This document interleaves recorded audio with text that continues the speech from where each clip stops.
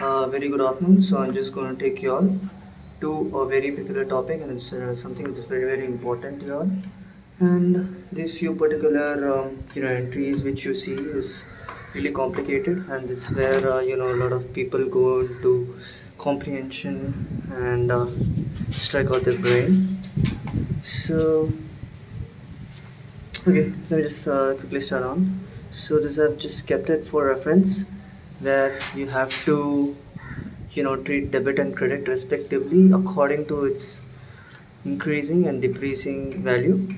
So let me just go on to the question first. First, you get the outstanding salary.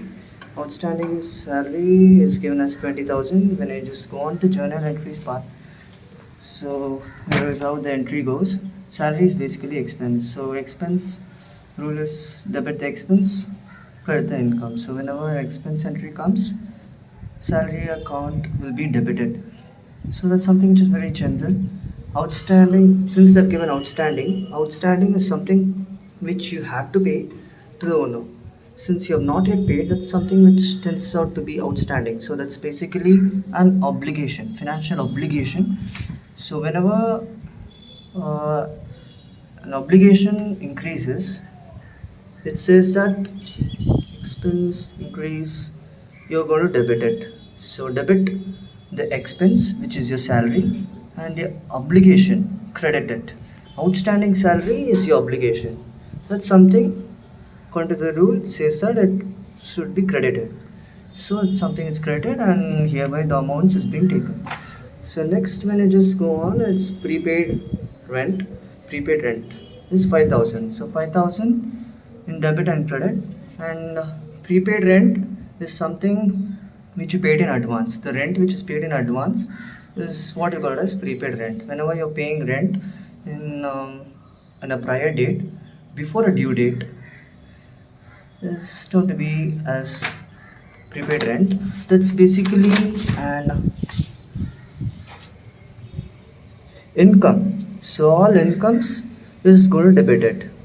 So income or revenue, it says that you're going to debit it. So it's 5,000. Now how do you pay rent in terms of cash? That's why cash is credited. The next is interest due but not yet paid. Interest due but not yet paid. Something. Just take an example from your perspective itself. Whenever you're taken a loan from your bank and you're yet to pay to a bank, but on future date, definitely you're just going to pay.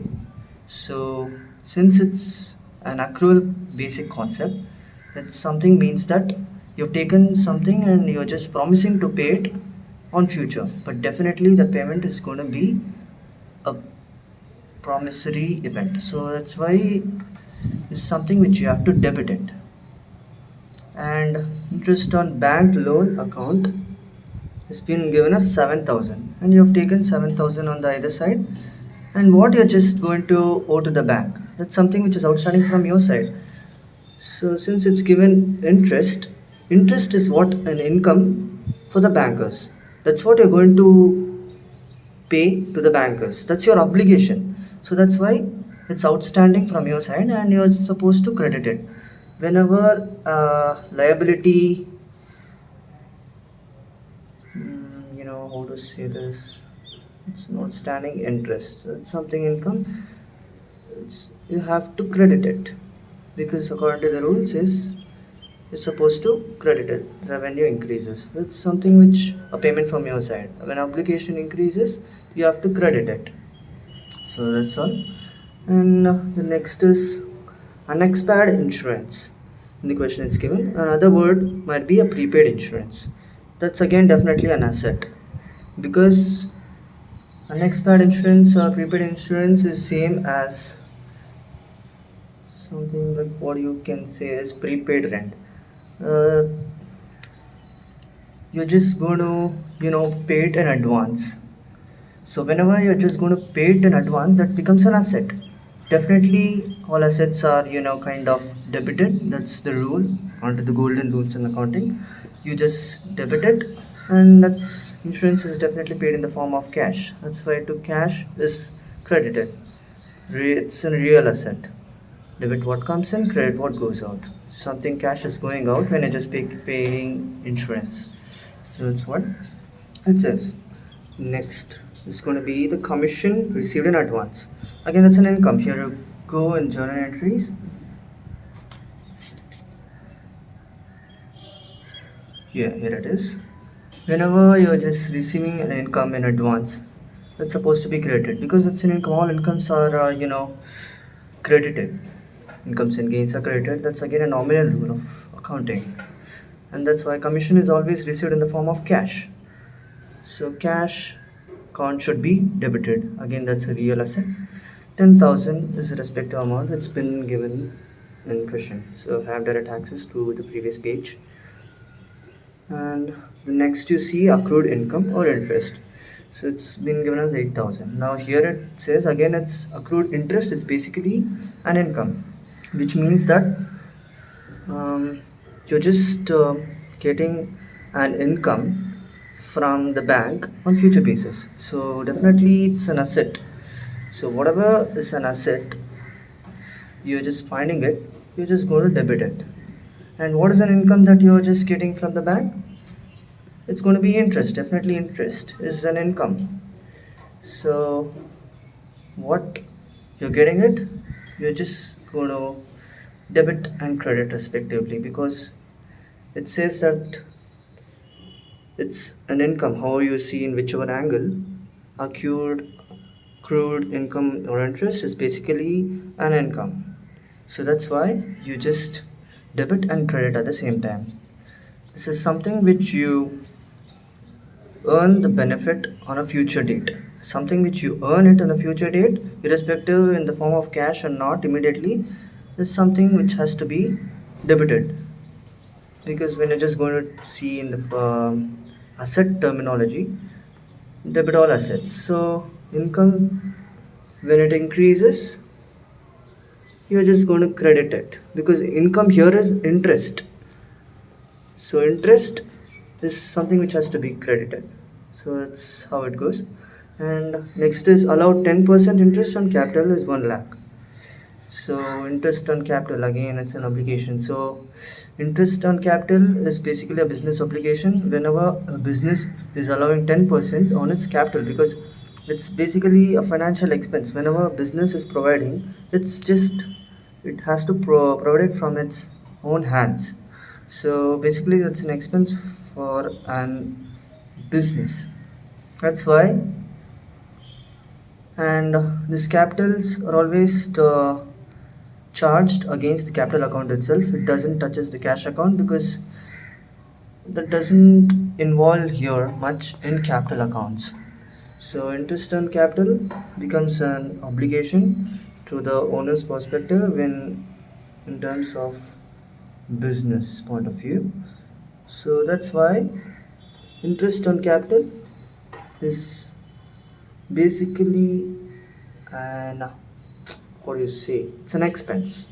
Definitely it's an expense. So there is a rise from the owner, which means he's being provided 10% interest.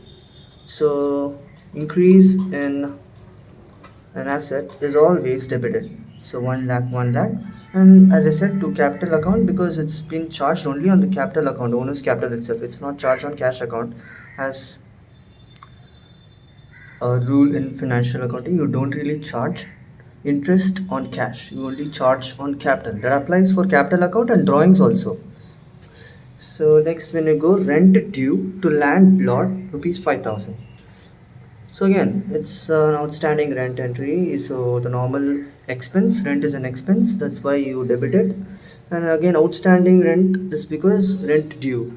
Whenever there is an obligation, financial obligation, you're supposed to owe it to the future basis. That's why that's again credited. An obligation, if it's credited, so expense when it decreases, the rule says you're supposed to credit. So outstanding is an expense, which is an obligation. So that's why I've credited. That's 5,000. So the next comes is interest on drawings. Again, it's given as 5,000. It's supposed to mention it 5,000. I haven't yet mentioned. I'm so sorry. 5,000 and 5,000. Hmm? And yeah, again, interest on drawings. Drawings is again an expense when you see personally. An owner withdraws a cash from the business and he becomes obligator of his expense on a later date. That's why usually drawings is debited. That's why to interest on drawings. Interest on drawings in the sense when an owner is just obligated whenever he has to pay it in the future date, that's definitely an event which is going to be occurring. So that's why interest on drawings is credited. Why interest on drawings is credited? Because it's a revenue. Whenever owner introduce an extra income, he just pays an interest. So whenever he pays interest, that's going to be a revenue. Revenue rule is when there is an increase incoming, so you're supposed to credit it. So that's why interest on drawings is credited because revenue is increasing. Whenever the owner is adding on additional interest, that's something which is increase in his capital. That's why usually don't put it in cash. This particular drawings and interest on capital. These two accounts get adjusted in final accounts by deducting drawings from capital, as drawings is always negative. That's all.